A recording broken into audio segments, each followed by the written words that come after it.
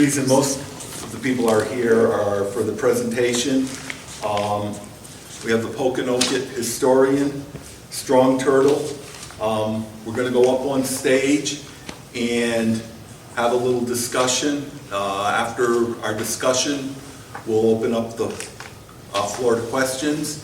So I hope you learned something tonight. We're going to be discussing the first few years of after the arrival of the Pilgrims and their relations with the native people.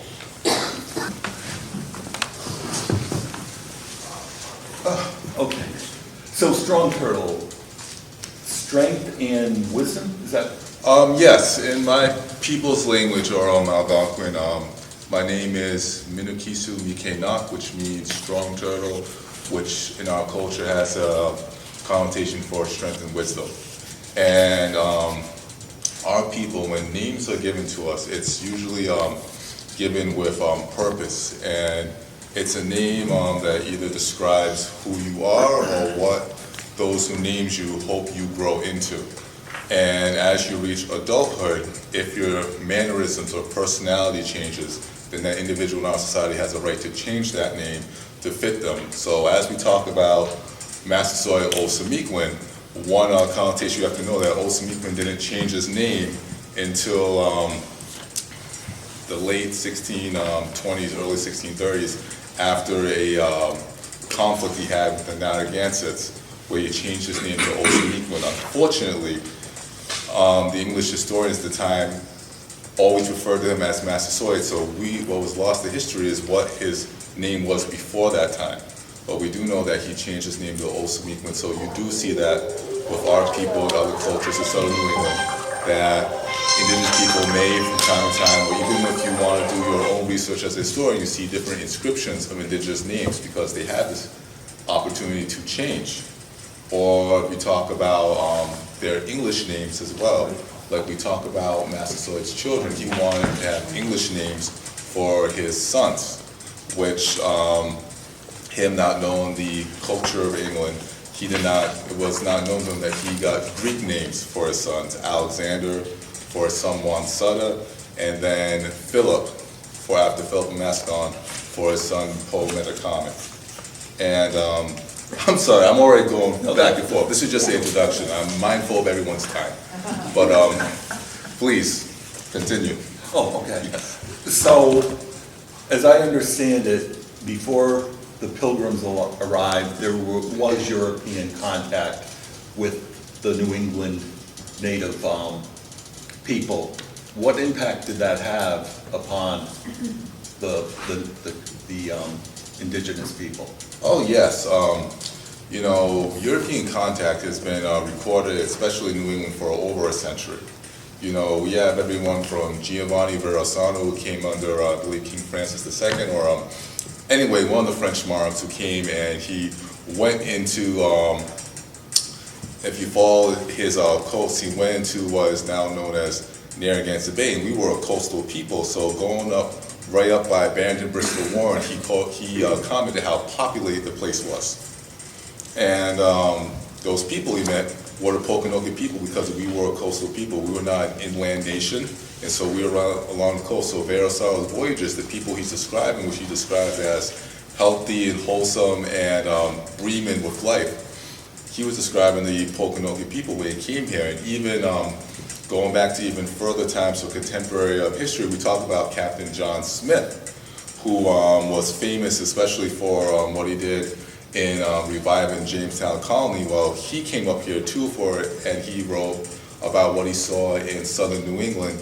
And one of his deputies, a Captain Hunt, who stayed with a contingent after the expedition left, took it upon himself to capture some of our people and sell them as slaves in Spain. And what we talk about, what isn't talked about enough, is that relationship that there was an indigenous slave trade that predated, at least in New England, the African slave trade that happened here, and that Europeans, especially English merchants, would follow in the lines of Mr. Hunt and would routinely, if they had the opportunity, would take captive of indigenous people under pretenses of trading and sell them to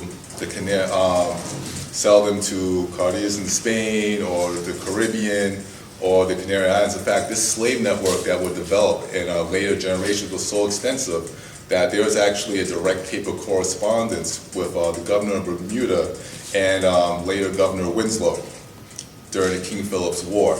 And many indigenous people, Pokanokets and those who resisted and fought the English, many of the surviving men, were sold into slavery in such numbers that the governor of Bermuda wrote back saying you need to stop because this governor feared a slave uprising because you would have so many young men fighting age on an island who spoke the same language coming back, and he did not want, or the community in Barbados did not want to see the prospects of an armed slave uprising. But this contact, as unfortunately because of what Captain Hunt did in following English traders, what it did is it soured relations. We were aware, I think we have to get away from myths when we talk about history. I think the biggest myth, unfortunately, people remember what they learned in middle school or high school, where Cortez came to Mesoamerica and the Aztecs and they were mesmerized. That wasn't the effect here. We've had generations of our people interact and trade to some extent with the French, with the English, and really what started to happen, much to the disdain of the separatists who come here, was a large degree of distrust that these individuals did not have the same values that we had, the underhandedness, the idea of taking people as slaves or as captives, and there's one thing to take captives in war, but to come into the night or to say you're having an expedition and all of a sudden they take the man or a woman, it was seen as underhanded. So you have this animosity or this lack of trust that's building up between outsiders and the indigenous people, the Pokanoket, who are here. So much so, we see this again, where the separatists, they actually, as you know, they didn't come to Plymouth first. They landed further up the Cape of Nasa, and the indigenous people there, the sachem, attacked them. That wasn't, random. That was through a chain of different interactions with other English and European sailors that established that these people are not to be trusted. They should be taken as being hostile. And so what you start to see is the development of an indigenous slave trade, which starts to sour relations with our people, and it also would make colonization very hard. As Giovanni Verasano documented and historians concurred, the Americas was a populated place, especially southern New England. When you look at what is the domain of the Massasoit Osamequin, which is Somes, which again, the Pokanoket people, again, how it works is the Pokanoket people at our epicenter was Somes. And we talk about Somes, which was Bristol, Barrington, Warren, Rehoboth, Somerset, all the way up, going off over here to Riverside and now modern day East Providence. When we talk about this idea of Somes, we have to understand that you have to think of it as a nation and not as a village or a collective places. This was the epicenter of where the Pokanoket people lived. And instead of thinking of things like gold and silver, you have to talk about the things that was needed to sustain life. The access to clean water, the access to actually fertile arable land, and this was good land for farming. The access to fish and other game. This was a place that could sustain a well-populated area. And even going back, when you read into Benjamin Church's accounts of the King Philip's War, he would talk to Anawan, who was our head Painisi warrior. You can think of it as equivalent to our general. And he would boast about how in the times before the English came, that the Pokanoket people, talk about just within the domain of Somes, could raise 3,000 warriors just within Somes. So if we do the math and every warrior had a family, we can tell that there were thousands upon tens of thousands of people here. And then you have to talk about how the Pokanoket tribe of Somes was the headship of the Pokanoket Nation of the people, which stretched from the Cape all the way up to Providence, all the way up to past the Kingsman Trail. That's why when you go up to New Hampshire, you have the King Philip Trail because our people were there. We have 3 sacred mountains. We have Patumta, which is right over here in Bristol. We have Wachusett, which is in Massachusetts, and Mount Monadnock. And so going up there, we understand the actual extent and domain of the Pokanoket people, going from here all the way even into central Massachusetts with Brookfield, North Brookfield, because the Quabog Nipmucs were under us as well. And Massasoit Osamequin, as he would later be known, he actually married one of the daughters of Anna Wanhart, who was the head of Quabog Nipmucs. And again, by these different leaders marrying into different sachamships, that's how you kept these lands connected to each other. And it's something that the English didn't initially understand when they came here, but they learned of it later, which is why during the King Philip's War, so many of our leaders were systematically killed because they understood that they were trying to remove the structure of power that existed here, or the political entity that was the Pokanoket people. Stop me if I'm talking too much, though. No, I go on a little bit. This is fascinating. I guess the one question I have is the animosity that was created early. What made it different when the English settled in Plymouth? That's an excellent question. And what really made it different is after having experience with these outsiders, having them seeing that they have abducted our people and they weren't acting in good faith, what really changed things was our world turned upside down. I mean, unfortunately, we all lived in a society where we experienced a global pandemic, and how that made us question government and structures and our leadership. Imagine an epidemic that wiped out 90% of the population within a year. That's what happened to us. And on top of that, it led to our rivals, some of which were not as affected by this unknown plague yet, to encroach upon us. So in 1620, even that before 1690, we talk about how interconnected our people were. We all talk about how when the separatists, also known as pilgrims, came here, they were greeted by a sachem called Somerset. Somerset was a sachem, but he had a sachemship in Maine, yet he swore fealty to Massasoit Osamequin. That tells us about how extensive our trade network and how interconnected the Pokanoket people were, and the Algonquin people in general within New England. And so that system broke down, and it led to, into some states, political anarchy. You have the, to our west, we had the Narragansetts. They were more of an inland people, and they weren't affected by as much this first wave, so they initially attack our people. And we are forced back. Likewise, because our people are weakened, we have sachems, or we have sachems who are far removed. I think a good way to understand how this domain, we live in a world where we see a centralized government as the norm, but we have to think back before there were computers and things that, you know, it was still a decentralized, it was state similar to what was feudalism in Europe during the 13th century.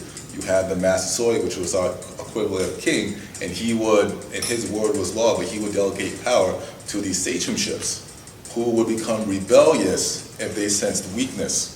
And so on our peripheries up north and to the east, we start losing control of our sachemships, who start to go their own way. The Narragansetts are attacking us from the west. Our sachems to the east are starting to be more autonomous, independent, and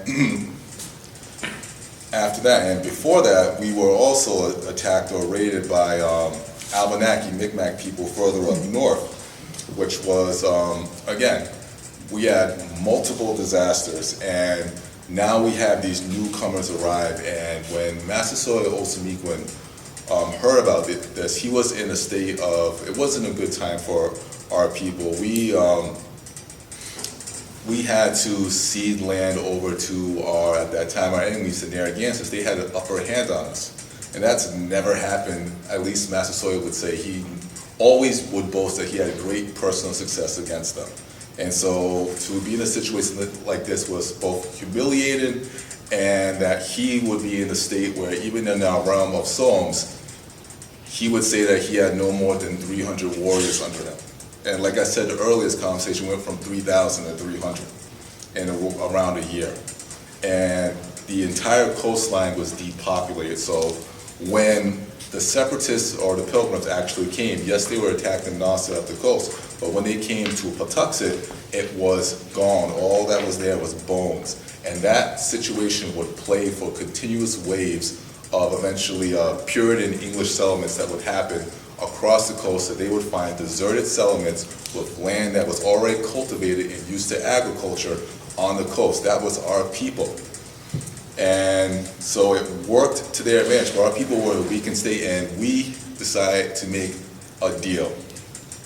Osamequin was a master diplomat, that he could handle a political crisis like this and somehow convince the diverse political aspirations and needs of the vast statesmanships within his realm to still acknowledge his authority.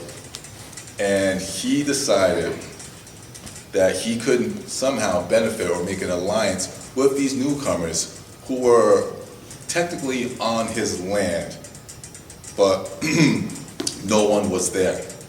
And so he allowed, and I think we have to understand that Massasoit Osamequin allowed the colonists to settle there. We have to understand that even though he only had around 300 warriors with him, that was more than enough to take care of the small expedition that was the Mayflower during that time. And the only reason why the Mayflower was survived that first perilous year was because of the goodwill of Massasoit Osamequin, who believed that really that some mutual benefit or relationship could be made between these new group of English colonists and the Pokanoket people. And had the situation been different, had there not been the Great Dying, then Plymouth Colony would have ended up like Roanoke and disappeared from the pages of history. So in general, the unfortunate pandemic cleared the way for the settlement of New England.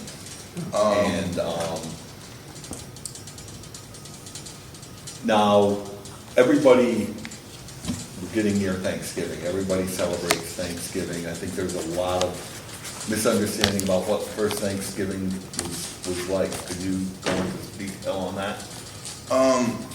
We talk about the first Thanksgiving, and I think we can thank sometimes the narrative that's given in some of our history books for how much is portrayed.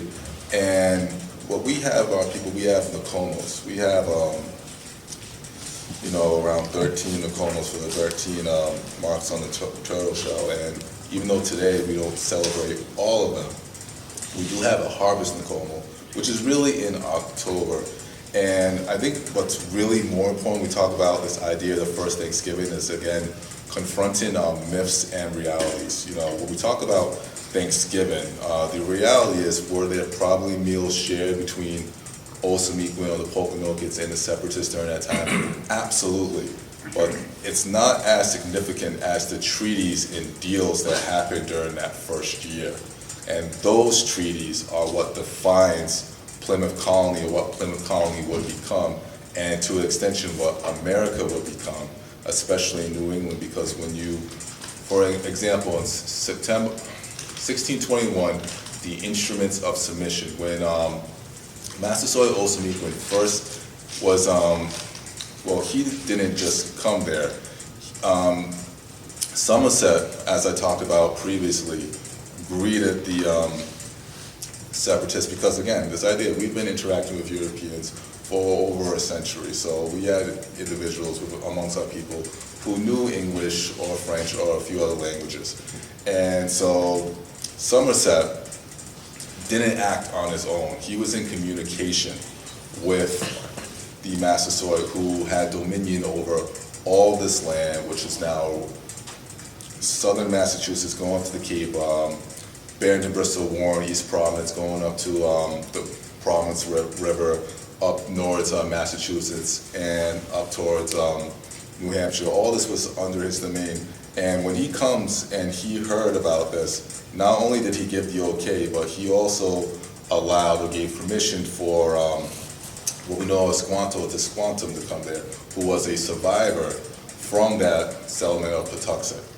and he was there to actually teach them how to cultivate the land and how to actually use the generations of really knowledge that we had to make this land so prosperous.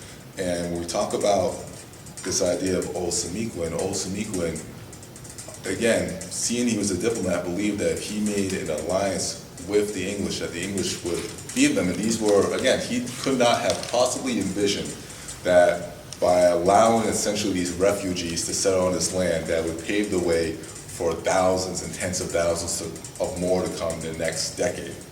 So at this time, he thought that by allowing the English to stay, it was a manageable number, it was to his benefit, because he would have access to European goods that could give him an edge over his competitors. And what was so crucial is that in that first peace treaty that he honored, and it's the longest peace treaty that you will see in American history between colonists and indigenous people, that lasted all of his life. Not only did he swear that the English would not be harmed under him, that there would be peace between the land, that our people, if they committed a wrong, would be tried by our courts. If their people committed a wrong, would be tried by their courts. It was really a way of coexisting, or a template for how two different people with two different cultures, two different standards of morals and religions and conceptions of land and how land could be used, could somehow find a way to live together. And if only we have lived up to that concept, what a very different country it would have been, or a story we would have heard in America. And what's so important is that in the Instruments of Submission in 1621, he gathered under his banner the 9 sachems that were to sign this treaty. And those 9 sachems that were under him guaranteed, including some of the sachems were the Gnostics who had previously attacked the settlers, all came there in September because he told them to agree to this treaty that the English were not to be touched. And that, and my treaties like that are far more important and have much more historical depth than the myths and the notions we hear about the first Thanksgiving dinner. That had Massasoit Old Semiquin not promised safe passage and mutual protection with Plymouth Colony, and not called the 9 most powerful sachems surrounding Plymouth Colony to also sign that treaty called the Instruments of Submission. And again, when we look at the history, it's a double term because those sachems could not read the document. And so when you read the document, instead of making it seem as though it's a mutual peace treaty, the document, as its title, Instrument of Submission, said that those 9 sachems were submitting themselves to Plymouth Colony and the King of England. And it was this kind of double dealing that would further ferment distrust, and it would become a just proxy position for war later on, especially King Philip's War, where you had people like Jebediah Winslow and other members of Plymouth and Massachusetts Bay Colony who would pull documents up like this and say that, see, you have submitted to us, we have it in writing, and therefore this is not a war, it is a rebellion because you are already under us. And it was this kind of twisting of words and double intentions that would strain relations in the following decades. Even though Massasoit Old Semiquin would hold his word together, upon its death, it would be even harder for his sons to do so, which would eventually lead to conflict as the quest for land from the non-stop incessant English settlement would lead to the ultimate confrontation, which would be war. But I'm going a little further. I'm distracting from your question just a little bit. That's okay. No, that's okay. Now, at one point, the treaty was in grave danger due to an illness of Old Semiquin. Would you like to speak about that a little bit? Yeah, 1623, there were 2 expeditions that Plymouth Colony under John Carver sent to figure out who this person was, this great patriot who's under his benevolence was allowing them to exist. And we have to understand how very vulnerable Plymouth Colony was these first few years. You know, a decade later, not so much, but these first few years, Plymouth Colony is very vulnerable. There's not enough food, They're outnumbered, they're outgunned. Do they have guns? Yes, but matchlock muskets aren't enough to really turn the tide against hundreds of warriors at this case. And the first expedition in 1621 was, again, to establish relations. Once Massasoit Osamequin came to Plymouth, he invited them to come to Pokanoket, which is Solms. And as they were coming, in 1623, he became ill. And to understand the significance of this, we have to understand what happened before that. We talk about the weakened position that Massasoit Osamequin was in, how he had to be a master diplomat to keep his title, his domain intact. The Narragansetts did not relent on their attack, and in between 1621 and 23, he was captured by the Narragansetts, and he was able to be released under the idea that he would now submit to the Narragansetts, and there would be ongoing wars between the Pokanokets and the Narragansetts, the ongoing decades, to reject that. But also at the same time, one of his sachems who signed that treaty, Corberton, rebelled against them and saw a weakness in them. And Corberton wanted to replace Massasoit, and he did not like Plymouth Colony at all. And had he took Massasoit's place, it was very likely that he may have attacked Plymouth Colony. So Corberton wanted to take Massasoit's place, and he was the sachem of the Pecasses. However, one of Massasoit's Paineses, his lead warriors, his advisors, Habemock was able to escape and warn Massasoit, and the plot was unfolded. And Massasoit Osamequin forgave Corberton. What more could he do? He did not have many, he could not afford to lose the sachem. And Corberton's daughters actually would marry his sons in the years to follow. And so this was a very precarious situation. And now Governor Carver finds out that Massasoit Osamequin's sick.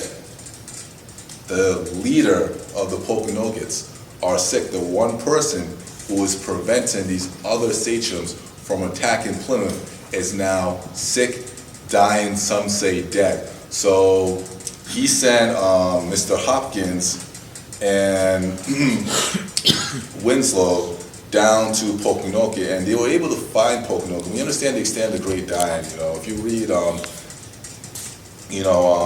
Winslow's My Relations, everything, he talked about the trail of bones. There was not enough people to bury the dead, and you can just follow the trails and see the skeletons and the bones and the remains everywhere on your way to Solms. People were lamenting, they were crying. They were saying that Massasoit has died, and that I will never see someone as great and noble as him again. Again, he must have been, to understand the character of this individual, that he was held in such high regard that even after losing so many of his people, that so many of his sachems remained loyal to him. And he was able to negotiate, this plan just talks to his character, and on their way there, all these people saying that Massasoit has died, and they're crying. And you can just imagine the tension in Hopkins or Winslow, because they know Corberton's probably there too, and maybe smiling in the corner because now the Massasoit's out of the way, who are they going to look to for leadership? And so they get there, and Massasoit Osamequin isn't dead yet, but the situation looks very ill. And so, to everyone's surprise, Hopkins and Winslow, through acts of kindness, in some ways I would argue saved Plymouth Colony, because they create a broth. We like to joke that it was chicken soup. There was no chickens, they didn't have enough time. They sent someone to get a chicken from Plymouth, but they actually make a broth, and they actually nurse Osamequin back to health, and his health recovers while they're there. And Osamequin sees this, and he says, "Oh, now I know that the English love me, and they are my friends." And he whispers into Winslow and Hopkins' ears, letting them know that some of the sachems up north in Massachusetts sachems, and some of these sachemships around the Cape are planning to attack Plymouth Colony. You see, Massasoit Osamequin wasn't so sure about the English during this point, because already between that first year, the treaty was already broken because going back a year, Tisquantum betrayed the treaty. He, again, the treaty part, a big part of the treaty was that we would be able to judge our own people if they broke the law. And Tisquantum tried to, again, undermine the Massasoit's authority by saying that he could, because he understood, because he was in Europe for years, that he understood their magic, that he could bring the sickness back up from the ground, and that he was trying to put himself in a position where he would have political power. This, in its most blunt terms, is a form of treason. And when the Massasoit heard about this, he demanded that Tisquantum be handed over to him to be executed. And Plymouth Colony refused, which was a break of the treaty. And Hobomok went and was at Plymouth Colony, he was demanding his release, and it may have been hostilities, but we'll never know because Tisquantum died while he was in that camp in Plymouth Colony. So we never know what came to blows, but Massasoit, based on that treaty, was already suspicious of Plymouth Colony having broken the treaty already 1 year into it, despite his patronage. So after he recovered in the presence of Hopkins and Winslow, he declared that you truly are my friends, and he told them what was going to happen. Now, some people may question, well, didn't some of these people swear they wouldn't do anything? Yes, but again, this idea of trying to control your sachems, especially the ones on your far eastern border, and would you risk fighting your own people for strangers who are already sitting on your land and have already broke some of your treaties? And some of your sachems want to take them out? Massasoit wasn't going to lift a finger. But because of that act of kindness, he told them what would happen, and Plymouth Colony did a preemptive strike. And that was one of a dozen reasons why Plymouth Colony could have fell in that first few years, but did not. I'm sorry, I'm going. That's great. So, getting back to the illness, and this is just a personal question from me. They made a broth. My thought is he probably was going to recover anyway, whether they did that or not. And the fact that they actually went down there to honor him, so to speak, and show their friendship through just a stroke, it was almost like a stroke of luck. I don't know if the broth really saved him. You know, we don't know, but the act at the hospitality, the genuine goodwill. Right. Because Hopkins and Winslow didn't have to do that. Right. But the genuine goodwill must have a thing, and you have to, again, put it in context. This was happening during the Great Dying. No one knew if it was just a cold. You know, everyone has seen someone in their family lost, entire families, entire communities gone. So now our leader might have the sickness. And most people already were giving him up for dead. And so the very fact that they stayed, they didn't just say, oh, well, he's going to go, we have to, cut our losses and we're going to go start talking to other sachems. They actually stayed there, and whether the broth worked or by fortune, they happened to stay, and Massasoit Osamequin saw that and remembered. And what's important when we talk about history is, especially history when we talk about people and generations, is how relationships build. And it helped create a relationship between the Massasoit and that first generation that unfortunately eroded when they passed away. We talk about how compassion is taught, but how hatred and disdain could be taught as well. And the original colonists in Plymouth were undermined and eventually overshadowed by a larger wave of migrants or Puritan migrants from England who did not share the same values and had a very black and white version of the world, and especially how they saw indigenous people. And as time progressed, as much as Osamequin would value that initial gesture of kindness with Plymouth Colony, it would become harder and harder, especially as the next generation will rise up. Jebediah Winslow was a very different man from his father. You know, excellent governor, great commander, but he had a different version of this thing. He didn't remember how vulnerable Plymouth Colony was. He was during that time his father did. He didn't understand the generosity or the patience that was shown in the hospitality that happened in his father's generation. And so what was once, after Massasoit Osamequin would die in 1860-61, his son Wamsutta would take over. You see gradually as the new generations come up, instead of coming closer together, there's increased animosity between the sons and daughters of Plymouth Colony and Massachusetts Bay Colony, to be as an extension, and what's left of the Pokanoket people, this cultural interaction. Jebediah Winslow actually would be the one who would volunteer to go and capture Massasoit, which again is a title. So after his father passed, Wamsutta was the oldest and his designated heir. So if you look at some of the treaties that were signed, you know, you see Wamsutta's name co-signed with his father, because his father was preparing to transfer power over to him. So his father would work, or Wamsutta would work closely with his father, so that would be an easy transition to power. And so you have a new sachem, a young sachem, and Plymouth Colony showed no respect or admiration for him the same way they showed to his father. Jebediah Winslow would be the one that would lead an expedition to actually capture him while he was on a hunting expedition and bring him back to court. Again, this was a monarch, a person who was the supreme ruler within his own realm, and while he was hunting near what's modern day East Providence, he was at a hunting lodge, and that's when Jebediah Winslow snuck up on him and pressed a pistol to his chest and said, "Come with me." And they captured him, and while he was under Jebediah Winslow's custody, he died. This was a young man in his prime, and he got sick.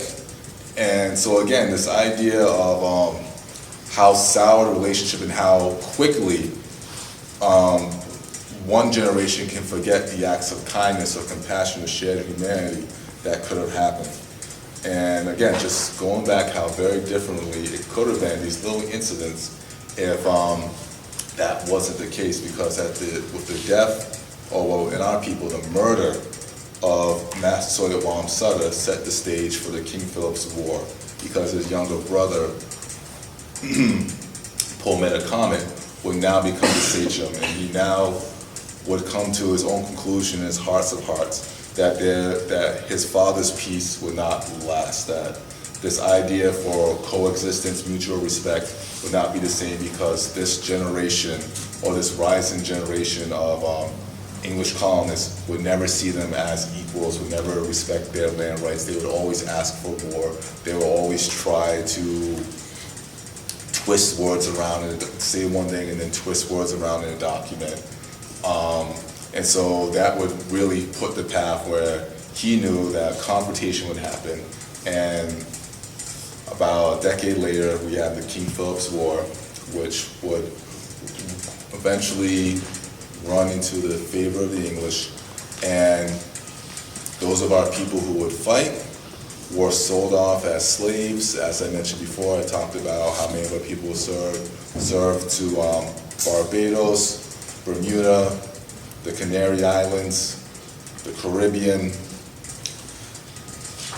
Those of us who were allowed to live, usually the women, the children, the elderly, they were listed as indentured servants. Others were sent to our enemies or the sachems or tribes that helped the English, and they were put under their subrogation. The relations of Pometacomet, Massasoit, King Philip that remained, those relations were sent to what we call the Shintucket Reservation under Uncas, who was one of our enemies again in Connecticut.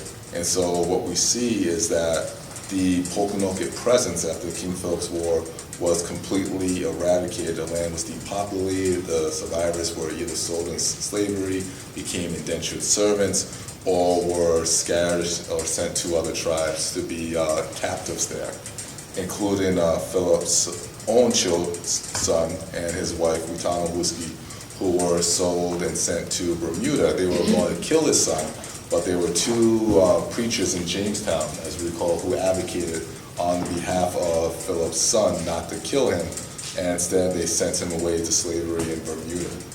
But like I said, just a stroke of luck, or perhaps good grace, that these colonists, going back, that Hopkins and Winslow's, through an act of kindness or compassion, and I personally believe there was kindness, compassion, but also this idea of praying that this man needs to live, that it helps cement a peace, at times maybe an uneasy peace, that lasted a generation. And that's why I would say, in those few years, whether it's the Instruments of Submission in 1621, or it's the Great Dying, or it's when the Master Solar became sick on the expedition, and there was the second expedition to Pokanoket with Stephen Hopkins and John Winslow. Those are more defining moments for Plymouth Colony than the Thanksgiving story, which is told over and over again, that has more myth than actual content in it. Okay, great. I think we can open things up to questions from the floor.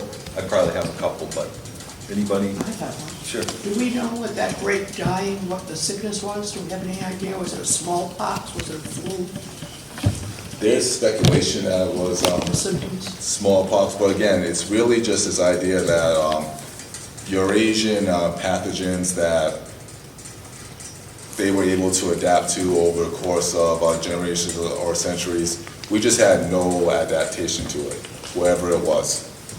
And so once those microorganisms spread, there was just nothing that could be done. And it decimated our population utterly and completely. And that situation was played out against many people all across the Americas. Was it probably brought in from the trade prior to the colonization? Because they were back and forth, so they probably brought diseases to them. Absolutely, it was brought by interaction. And that interaction through trade was initially what happened, especially because we were a coastal people, and so we were trading with ships that would come on the line. So we do know that it happened through trade, but what was lost to history, unfortunately, is we don't know where that first contact place went. We just know that once it spread, it buried its way through our own trade networks to the point where when, not just Plymouth Colony said, but when future colonists would come here, they would find, and a lot of our, if you look at southern New England, a lot of our towns are built on top of our native communities.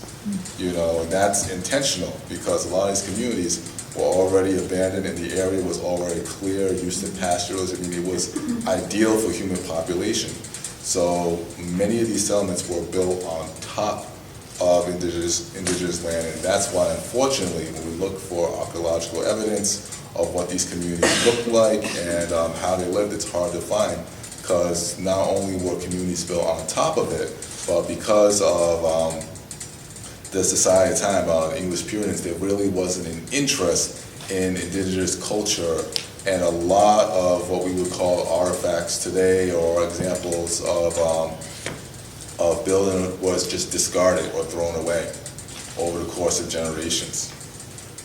Yes? I'm very impressed with your level of knowledge.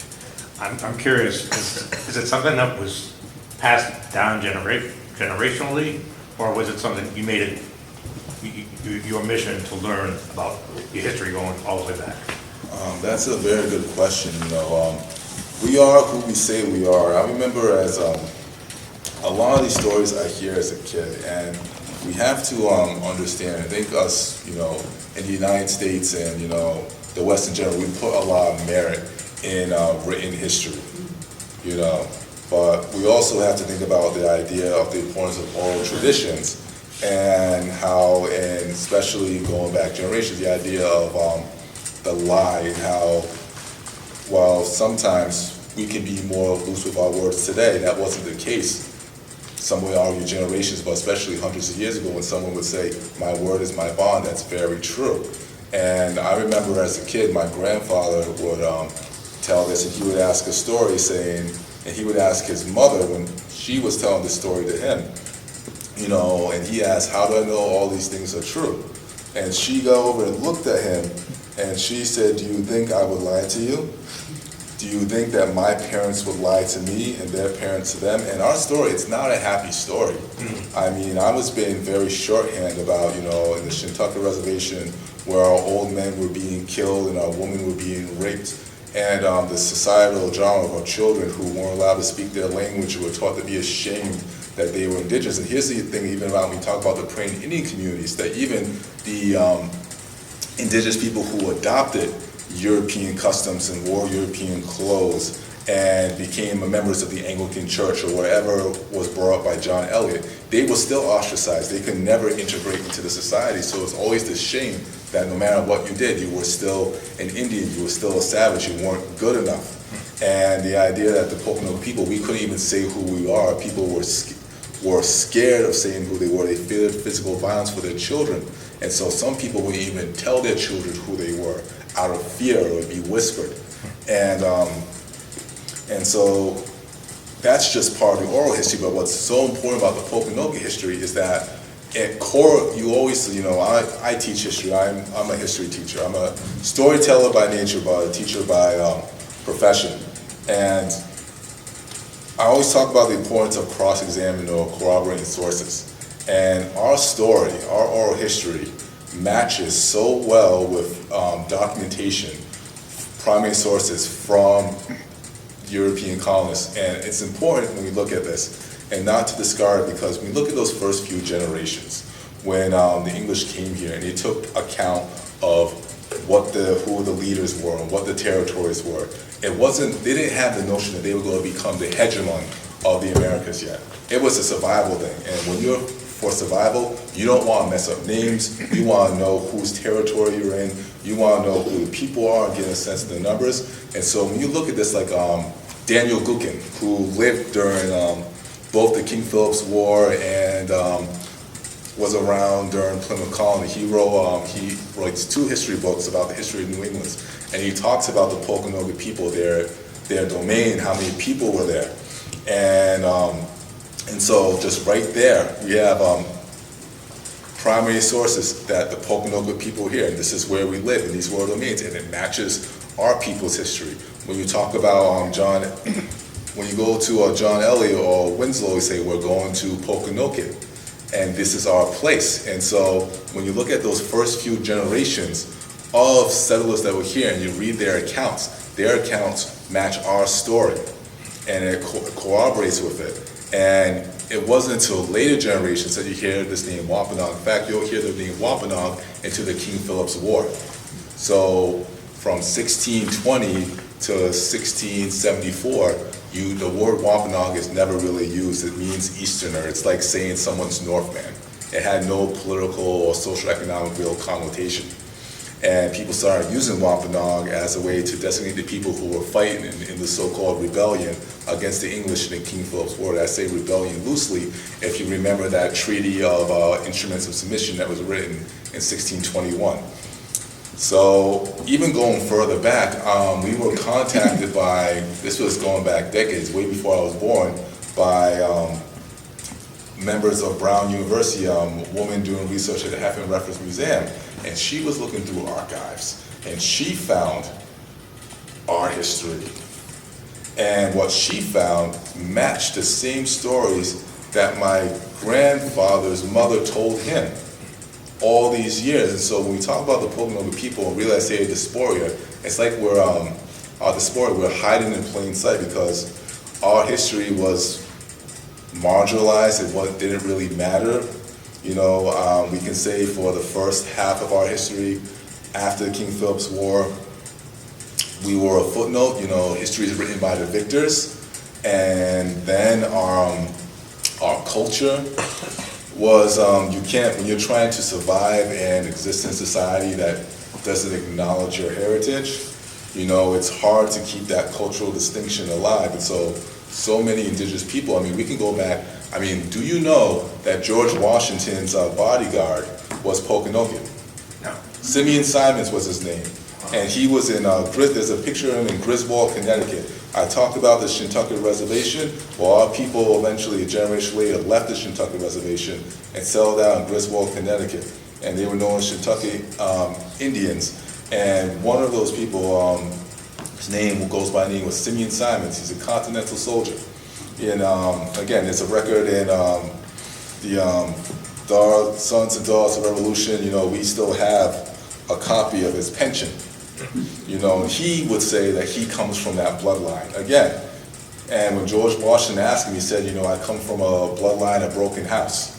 Because even then, he was scared to say he was Pokanoket. It wasn't just because of in the English colonies or what we come to the United States, but other, I mean, the King Philip's War was devastating. We're talking about 10% of the region's population disappeared. If you want to look at per capita, it was the most costly war on U.S. soil.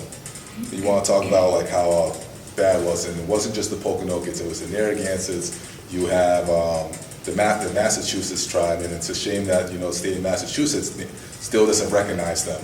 And that just tells you a testament that there's a lot about indigenous history that's overlooked.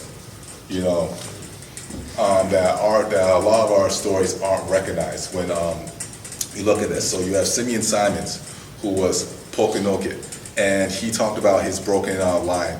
And then you have further on his descendants, you know, like Frederick Whedon, who ran the Algonquin Indian Council for Indigenous Rights and People. He lived in East Providence. Okay, he was Pokanoket. He was a descendant. When you go to downtown Providence, and there's this mural of a Narragansett woman holding a picture of an indigenous woman. That's Princess Redwing.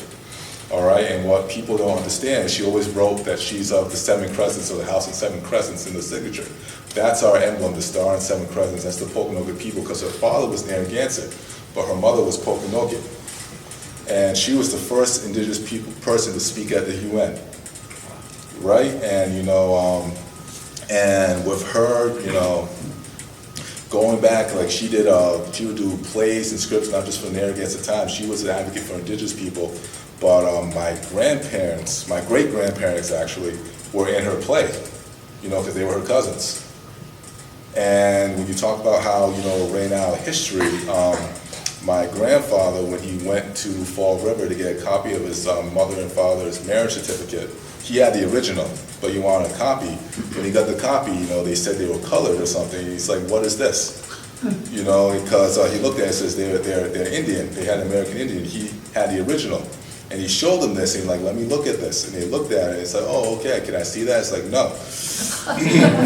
And they brought him, because he was able to advocate for himself very well, they brought him to the archives where they had an older file of the census data, and they were able to show that copy that they were actually indigenous. So this is another way how different generations of archiveers tries to reclassify not just the Pokanokets, but indigenous people, and changing things. And my grandfather didn't have that original copy.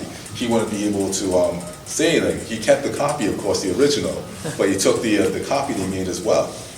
And so when we're talking about this, the history is documented, and it's there, but it's just not towards the public's knowledge. You know, it's not, you have to look for it. Unless you're in academia or you're an expert in the field, it's not something you're going to come across if you were to go home and look at your grandson or granddaughter's Western Civ book.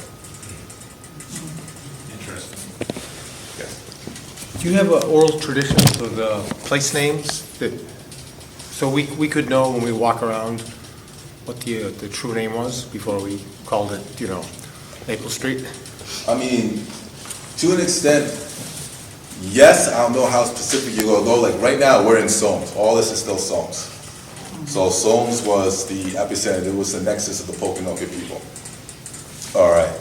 But like if you get different ideas, like even some of the names we use or originate from us, like when you hear words like Nayat or, you know, those are Pokanoket terminologies.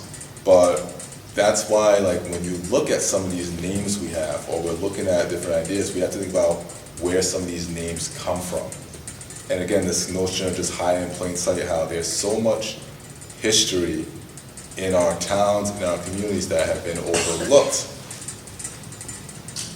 but not truly forgotten. You know, and it's moments like this where we're asking questions, we're starting to think about how did we get here, and think about the idea of whose story are we hearing. And I think really what I tell people is that our story hasn't changed. You know, what I'm telling you is the same thing that my great-grandmother would tell her son, and her grandfather would tell her when she was a child. The only difference is that really we have people like you who are willing to listen and acknowledge that, you know, acknowledge that we're not going to be dominated by a single narrative, and actually having single narratives could be very dangerous because it takes away perspective, and it also conflates clarity because we're only getting one side of an event. And like most mosaics, you have to look at something from different angles to really understand its complexity and appreciate the whole picture. I think that about wraps it up. Want to thank everybody for coming. I want to thank Strong Turtle for